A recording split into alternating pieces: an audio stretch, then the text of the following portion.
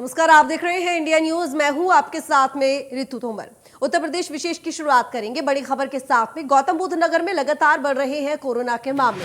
24 घंटे में कोरोना के 120 नए मामले सामने आए हैं। कोरोना के बढ़ते मामले के बीच स्वास्थ्य विभाग अलर्ट हो चुका है। जिले में कुल 656 एक्टिव केस फिलहाल हैं। तो बता दें आपको कि एक बार फिर से कोरोना संक्रमण का खतरा बढ़ने लगा है, क्योंकि संक्रमण का आंकड़ा बढ़ रहा है। जिले में एक्टिव केसेस की बात करें तो 656 फिलहाल एक्टिव केस हैं। तो गौतम बुद्ध नगर में भी लगातार कोरोना के मामले बढ़ रहे हैं। हालांकि आपको बता दें कि कोरोना के बढ़ते मामलों को देखते हुए एक बार फिर से कोविड-19 के जो प्रोटोकॉल्स हैं उनको दोबारा से लागू कर दिया गया है और मास्क लगाना अनिवार्य कर दिया गया है। तो 24 घंटे में कोरोना के 120 नए मामले सामने आए हैं। कोरोना के बढ़ते मामले के बीच स्वास्थ्य विभाग भी अलर्ट मोड पर है और कुल एक्टिव केस 656 है।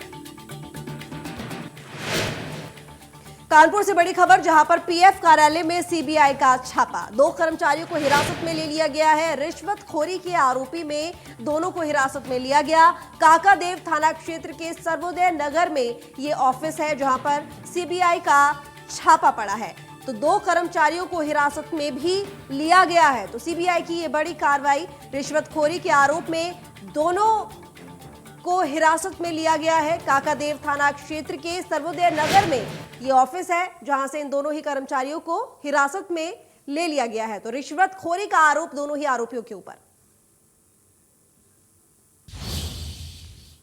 मुरादाबाद से खबर है, जहां पर बुलडोजर पर बोले सपा सांसद एसटी हसन। उन्होंने कहा कि धर्म विशेष की दुकानों पर बुलडोजर चलाया जा रहा है। धार्मिक जुलूस में लाठी डंडे तलवारें लेकर जाना गलत है। मुरादाबाद में पुलिस की साझेदारी से बवाल टला है। दिल्ली में अतिक्रमण हटाने को अवैधानिक बताया है एसटी हसन ने। तो दिल्ली में बुलडोजर अतिक्रमण का नहीं बल्कि नफरतों का था। पीएम और राष्ट्रपति से बिगड़े हालातों पर लगाम की मांग भी की है सपा सांसद एसटी हसन ने, जिन्होंने ये बयान दिया है। उन्होंने कहा कि जिस तरीके से देखा जाता है कि शोभा यात्राओं में तलवारें लाठी डंडे लेकर जाई जाती है, जो कि बिल्कुल गलत है। इसके साथ ही बुलडोजर पर उन्होंने कहा है कि धर्म विशेष की दुकानों पर ये बुलडोजर चलाया जा रहा है, जो कतई ठीक नहीं है। धार्मिक जुलूस में लाठी डंडे तलवार लेकर जाना बिल्कुल गलत है।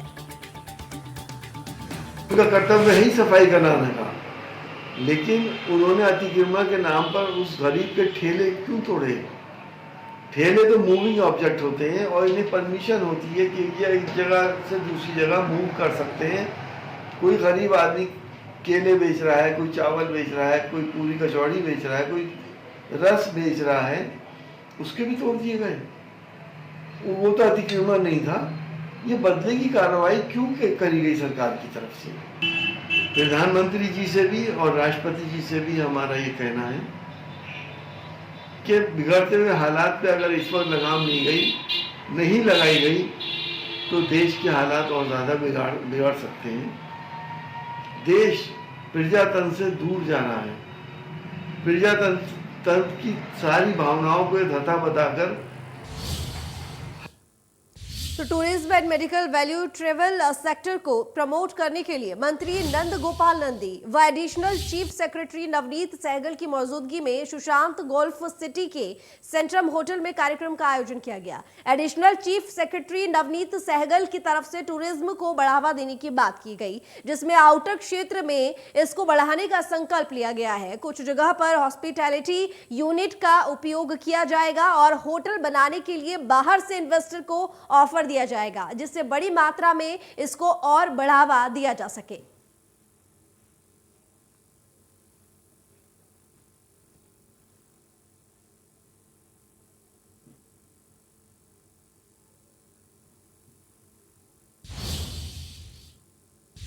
तो देवरिया जिले के प्रसिद्ध बालाजी मंदिर के अध्यक्ष श्री श्री जगत गुरु रामानुजाचार्य स्वामी ने जेलों में बंद कैदियों से गायत्री मंत्र के जाप करवाने को गलत ठहराते हुए कहा कि जेल में रामायण और महाभारत के श्लोक का उच्चारण कर सुनाया जाए। गायत्री मंत्र का उच्चारण केवल हिंदू धर्म को मानने वाले, शिखा रखने वाले और जनेऊ धारण करने वाले ही गायत्री मंत्र का जाप कर सकते हैं। जेलों में सभी मजहब के कैदी बंद होते हैं, इसलिए जेलों में गायत्री मंत्र का जाप कराना पूर्णतः गलत है। वहीं स्वामी जी से मंदिर में लाउड स्पीकर बजाने के सवाल पर स्वामी जी कन्नी काटते हुए कहा कि ये तो नेताओं की बात है, उनसे ही पूछ लो। देवरिया जिले के प्रसिद्ध तिरुपति बालाजी मंदिर के संस्थापक एवं श्री रामानुजाचार्य मठ के महंत जगत गुरु रामानुजाचार्य स्वामी राजनारायणाचार्य जी के पास मैं जानना चाहता हूँ स्वामी जी से कि क्या जो सरकार ने जेलों में गायत्री मंत्र की बात किया है कि गायत्री मंत्र का जाप कराए, गायत्री में जेलों में हर धर्म के लोग रहते हैं, क्या गायत्री मंत्र पढ़ना और सुबह जाप करना ये उचित है या गलत है? इस पर बात कर रहे हैं स्वामी जी से।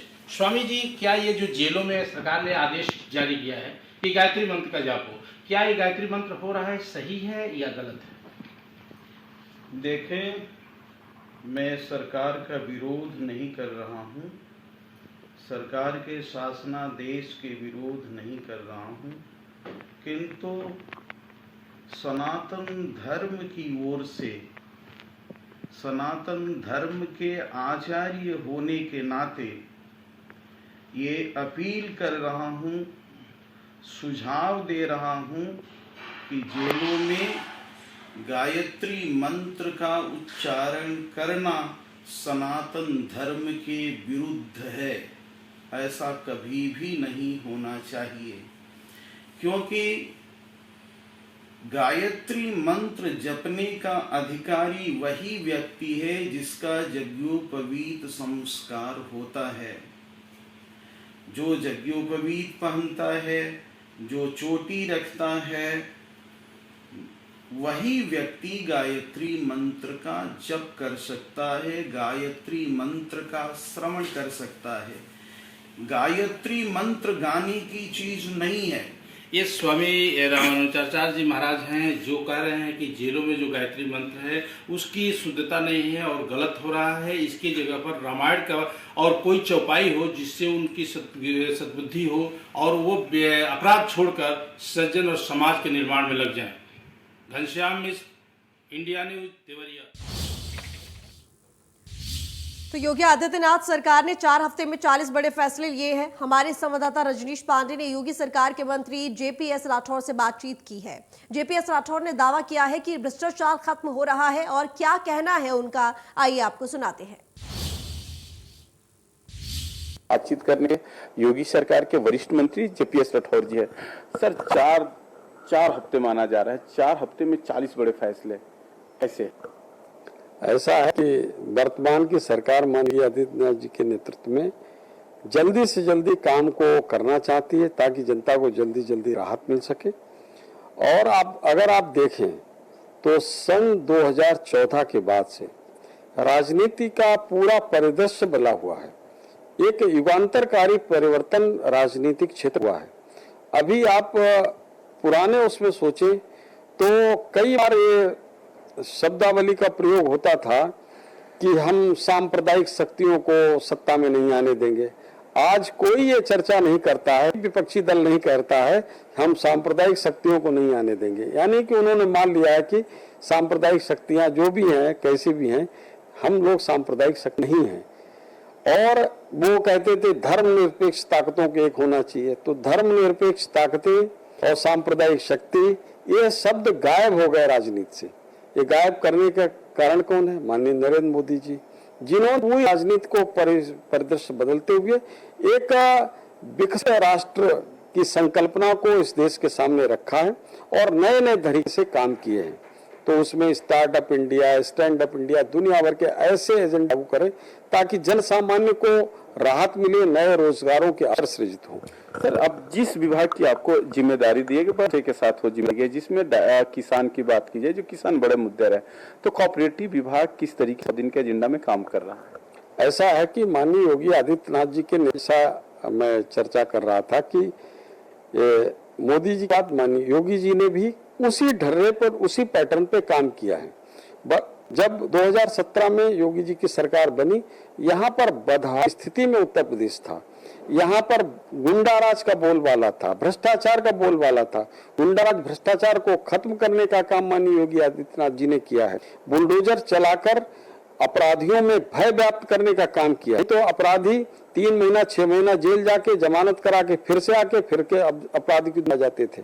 अभी सब अपराधियों को भय है दहशत है कि हम जमानत करा के अगर आ भी गए तो हमारा जो अवैध संपत्तियां हैं वो सब बर्बाद हो गई, वो तहस नहस हो गई, तो फिर हम कहाँ के रह जाएंगे। इसलिए एक अपराधियों पर नियंत्रण हुआ है, एक व्यवस्था बनी है उत्तर प्रदेश में और प्रदेश एक विकास के मार्ग पर आगे आया है।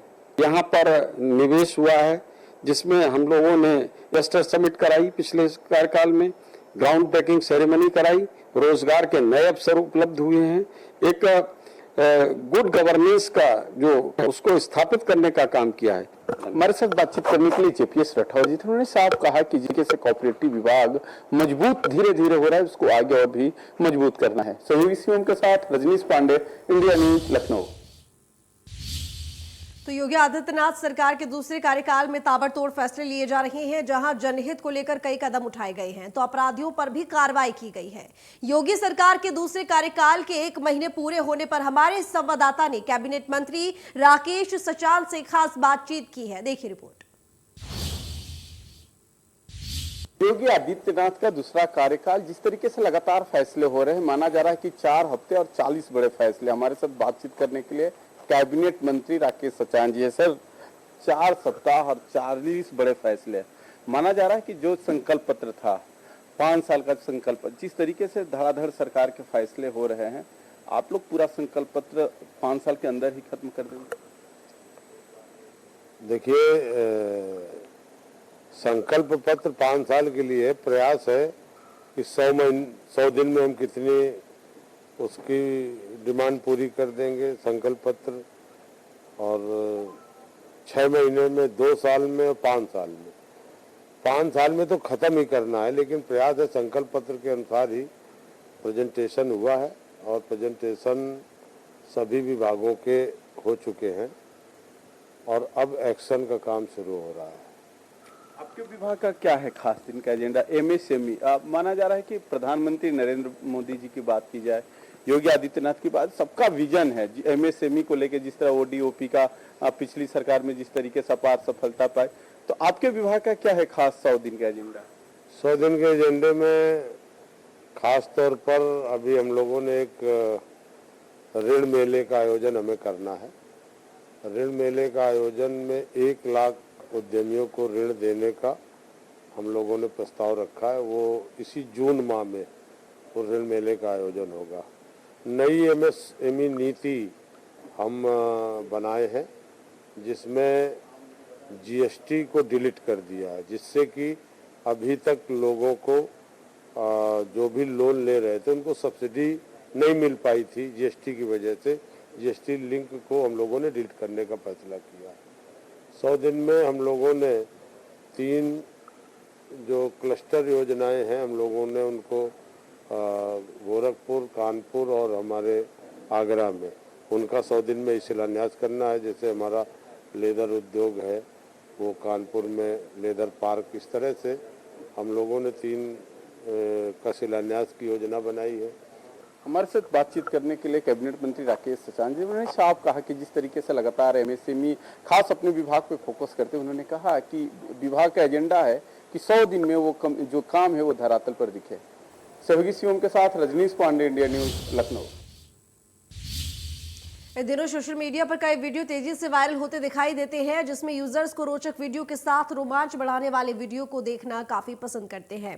सोशल मीडिया पर रोमांच के शौकीन यूजर्स अक्सर स्टंट वीडियो की तलाश में देखे जाते हैं। हाल ही में एक ऐसा ही वीडियो निकलकर सामने आया है, जिसे देख अंदाजा लगाया जा रहा है कि ये यूजर्स को हैरान करने के लिए काफी है। क्या है पूरा मामला, देखिए रिपोर्ट।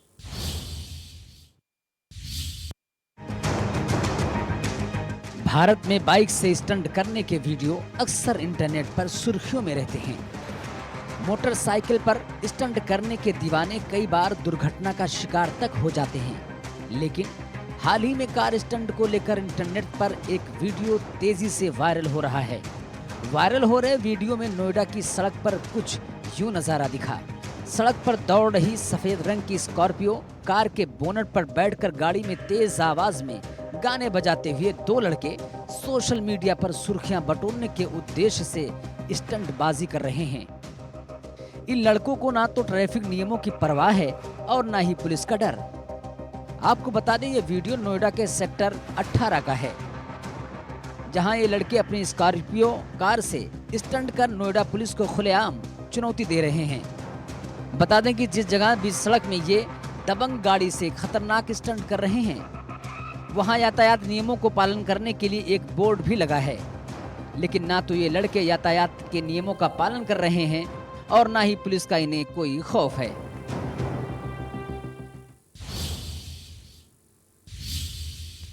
तो योगी सरकार में 30 दिनों में कई बड़े फैसले लिए गए हैं, जिसमें एक बड़ा फैसला ये भी है कि अयोध्या में नियमित रामलीला का आयोजन किया जाएगा।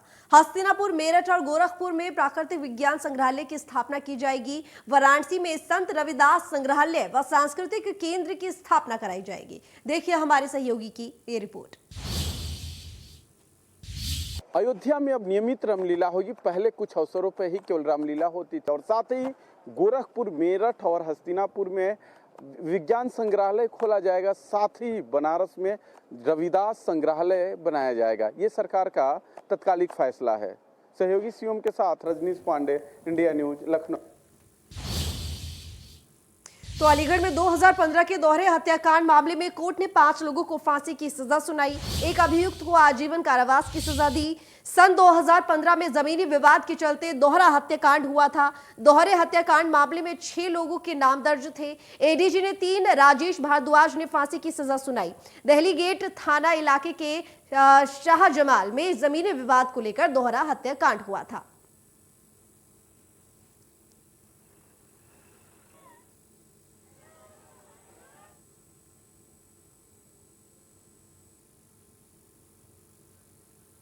तो 2015 में जमीनी विवाद के चलते हुआ था दोहरा हत्याकांड। शाहजमाल में जमीनी विवाद को लेकर ये दोहरा हत्याकांड हुआ था, जिसके बाद अब इस मामले में आपको बता दें कि दोहरे हत्याकांड मामले में 6 लोगों के नाम दर्ज किए गए थे और इसके साथ ही 5 लोगों को इस पूरे मामले को लेकर फांसी की सजा भी सुनाई गई थी। तो 5 लोगों को फांसी की सजा सुनाई गई है दोहरे हत्याकांड में, जो कि 2015 में हुआ था। तो भीषण गर्मी के दौर में पेयजल की बर्बादी रोकने के लिए सोमवार को सामाजिक संस्था सुबह बनारस क्लब के सदस्यों ने भैरवनाथ स्थित श्री वल्लभ विद्यापीठ बालिका इंटरमीडिएट कॉलेज परिसर में जागरूकता अभियान चलाया, जिसमें छात्राओं ने भी बढ़ चढ़कर भागीदारी की है।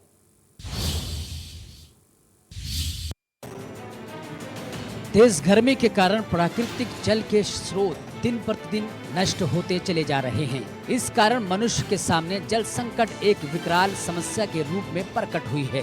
नदियों का देश होने के बावजूद भी हमारे देश में कई भागों में आज शुद्ध पेयजल की आपूर्ति नहीं हो पा रही है। ये समस्या सरकार के साथ साथ संपूर्ण मानव जाति के लिए एक चुनौती साबित हो रही है।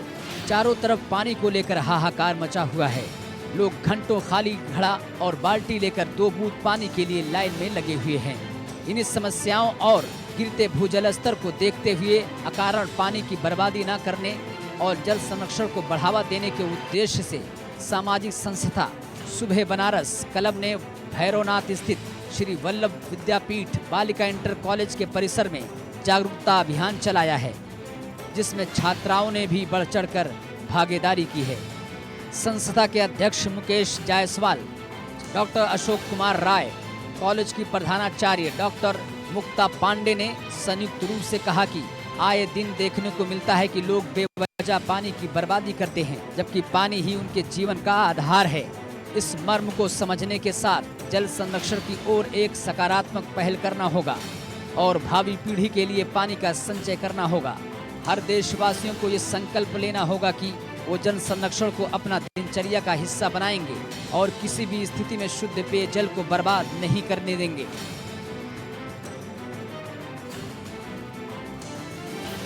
जिस तरह से हमारे देश में भूजल का स्तर निरंतर गिरता जा रहा है, लोगों में पानी की कमी की वजह से हाहाकार मचा हुआ है, उसी को देखते हुए आज हम भैरवनाथ स्थित वल्लभ विद्यापीठ बालिका इंटर कॉलेज के परिसर में सभी छात्राओं के हाथ में खाली घड़ा देकर नारा ताकि घड़ा हो रहा है खाली, मत बर्बाद करो पानी के साथ एक जागरूकता अभियान चलाए हैं।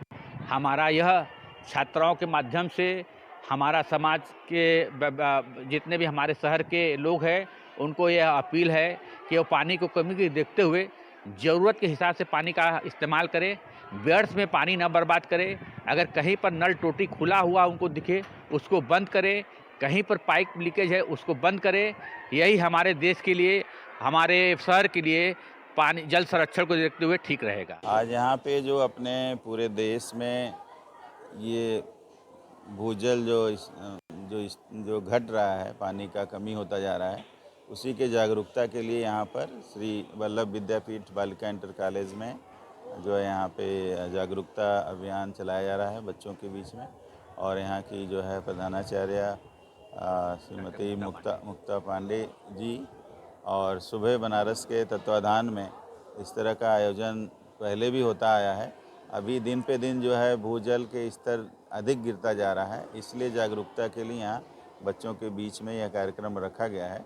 और जो है इसमें सभी अपने से बच्चे जाके घर पे अपने पास पड़ोस अपने घर में बोलेंगे कि पानी नहीं गिरने देना चाहिए। और बच्चों की बात जो है बड़े लोग आजकल मानते हैं। पहले बड़ों का बात बच्चे मानते थे, लेकिन अभी ये भी बदल गया है कि बच्चे अगर कहेंगे तो लोग जानते हैं ना इसमें कुछ सच्चाई है, ज़रूर ये गलत काम है, हमको पानी नहीं नुकसान करना चाहिए।